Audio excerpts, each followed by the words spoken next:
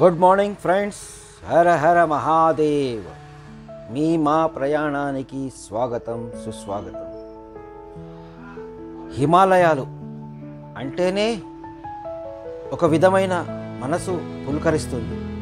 అలాంటిది ఆ హిమాలయ పర్వత శ్రేణుల్లో మనము ప్రయాణిస్తున్నామంటే ఆ అనుభూతే వేరు. సాక్షాత్తు శివుడు పార్వతి కుటుంబ సమేతంగా విరాజిల్లుతున్న ఆ పర్వత శ్రేణులను చూస్తూ ఉంటే, ఒక పర్వతాన్ని చూస్తే సదాశివుడి మాదిరి, ఒక పర్వతాన్ని చూస్తే పార్వతీదేవి రూపంగా, ఒక పర్వతాన్ని చూస్తే నంది రూపంగా, ఏ ఒక్క పర్వతాన్ని చూసినా ఒక్కొక్క దేవతా రూపంగా మనకు కనిపిస్తుంది.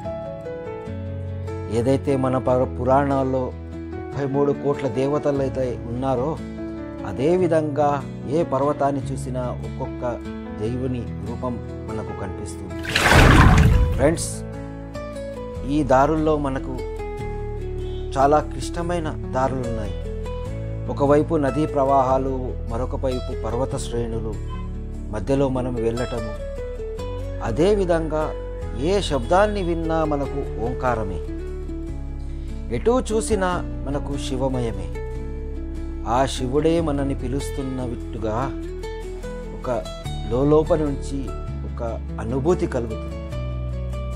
ఫ్రెండ్స్, తప్పకుండా కూడా ఒకసారి హిమాలయ పర్వత శ్రేణుల్లో మీరు అడుగు పెట్టారంటే ఆ శివుని ఒడిలో ఉన్న విధంగా మనకు అనుభూతి కలుగుతుంది. ఫ్రెండ్స్, హిమాలయ పర్వతాలు చిన్న విషయం కాదు. మంచుతో కప్పబడ్డాయి, చాలా భయంకరమైనవి. దూరము నుంచి చూస్తే ఎంత రమణీయంగా కనిపిస్తాయో, ఎంత దగ్గరికి వెళితే అంత ప్రమాదంగా ఉంటాయి. హిమాలయాలు ఆ శబ్దంలోనే శాంతత. మనస్ఫూర్తిగా ఒక్కసారి హిమాలయ పర్వతాలని మీరు అనండి. మీ హృదయం ఎంత భారమున్నా తగ్గిపోతుంది.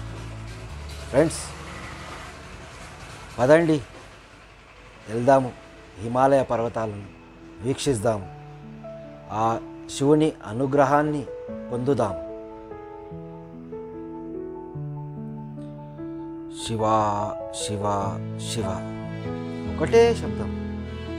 మనకొచ్చేది రెండు అక్షరాలు. అక్కడికి వెళ్ళిన తర్వాత శివ, పరమేశ్వర, మహాదేవ, హర హర మహాదేవ, శంభో శంకర.